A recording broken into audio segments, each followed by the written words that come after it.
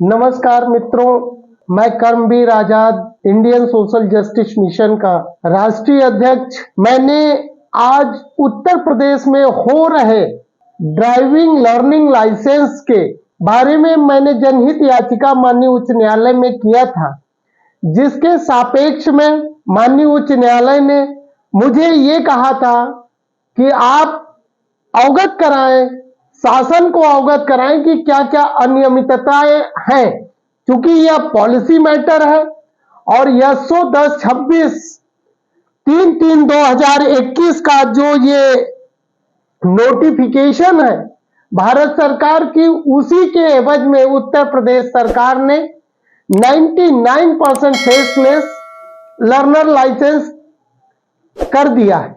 लेकिन समस्या इस बात की है, क्या यह लर्नर लाइसेंस करने का जो इनका उद्देश्य था, जो एम था, क्या वो एम पूरा हो रहा है? इसको जानने का हम लोग प्रयास करेंगे। इस वीडियो के माध्यम से आप लोगों को बताना चाहेंगे कि किस किस तरीके की जन समस्याएं आ रही हैं लर्नर लाइसेंस बनाने में। क्योंकि सबसे बड़ी जो चीज है, मैं आपको बता दूं, उत्तर प्रदेश, आसाम और बिहार का जो डिजिटल लिटरेसी है, जिस डिजिटल लिटरेसी के आधार पर इन्होंने 99% फेसलेस व्यवस्था की है, क्या वह व्यवस्था सही है? नहीं है। इनका उद्देश्य था जिससे भ्रष्टाचार कम होगा, ऑफिस में लोगों को जाना नहीं पड़ेगा, लोग घर से बैठ करके अपना लर्नर लाइसेंस बनवा सकते हैं। लेकिन विडंबना इस बात की है कि आज भी वही भ्रष्टाचार का ग्राफ उत्तर प्रदेश में इस पॉलिसी से बढ़ गया, जिसके कारण आज हमारे गरीब, शोषित, वंचित, अशिक्षित वर्ग के लोग अपने लर्नर लाइसेंस को ईमानदारी से अगर बनवाना चाहे तो वो बना नहीं सकते।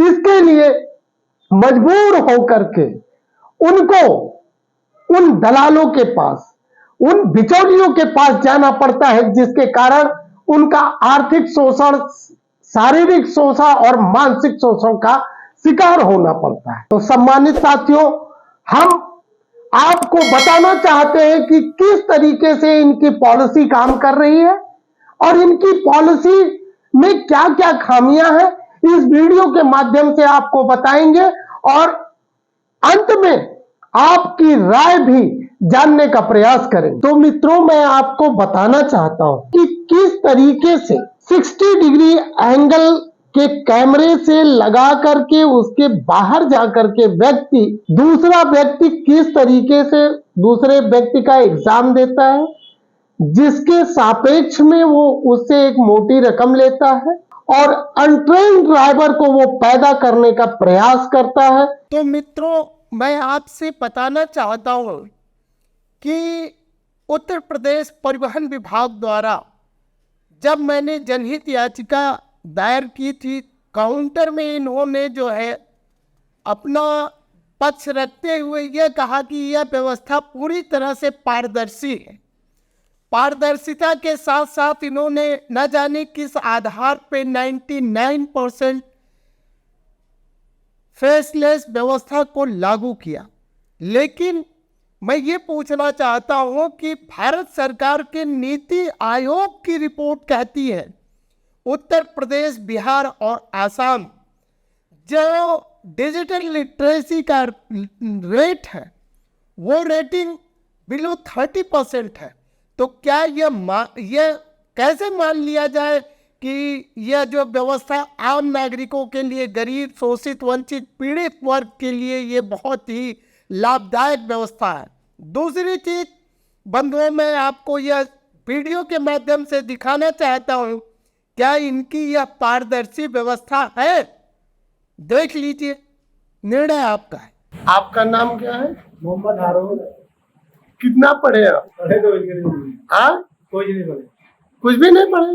कंप्यूटर चला लेते हैं? अरे हाँ, कंप्यूटर नहीं चला पाते। आपका नाम क्या है? जाकिर। जाकिर जी, आप कितना पढ़े हैं? पढ़े लिखे तो ना,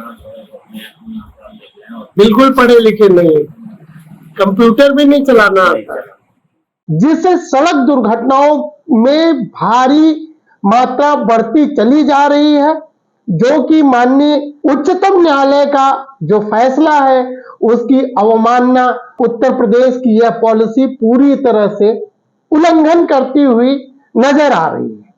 आप देखिए, ये 60 डिग्री एंगल से सीधे व्यक्ति बैठा है, उसके बगल में बैठ करके एक व्यक्ति उसका एग्जाम दे रहा है और एग्जाम देने के बाद वह व्यक्ति पास हो जाता है, उसको लर्नर लाइसेंस इश्यू हो जाता है। तो अब यह निर्णय आपको लेना है, क्या यह पॉलिसी उचित है मानवीय दृष्टि से, सड़क सुरक्षा की दृष्टि से और भ्रष्टाचार मुक्त की दृष्टि से?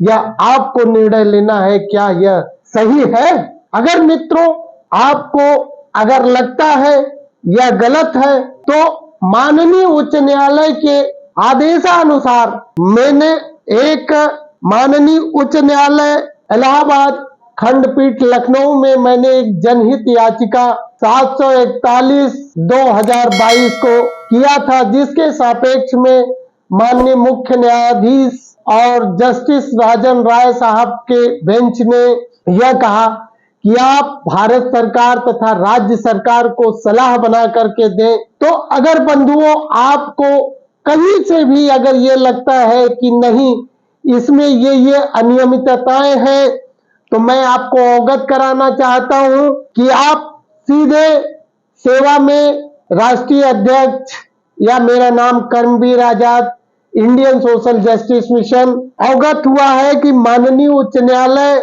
इलाहाबाद खंडपीठ लखनऊ में लर्नर लाइसेंस में हो रही जटिलताओं को लेकर के आम जनता के हित में जनहित याचिका दायर की गई थी, जिसमें निर्णय दिनांक 25/5/2023 को माननीय उच्च न्यायालय को यह कहते हुए हुआ कि ऑनलाइन व्यवस्था में खामियों के साथ उसका सुझाव भारत सरकार, राष्ट्रीय राजमार्ग मंत्रालय तथा उत्तर प्रदेश सरकार को सुझाव दे। महोदय, मेरा नाम, अपना नाम लिखे, मेरे पिता का नाम, निवास का पता, मोबाइल नंबर और आपको ऑनलाइन व्यवस्था में जो जो खामियां नजर आ रही हो वो खामियां अंकित करके कृपया इस पते पे भेजें और सहयोग करें, ताकि समाज में फैली हुई ये कुरीतियों को हम लोग समाप्त किया जा सके।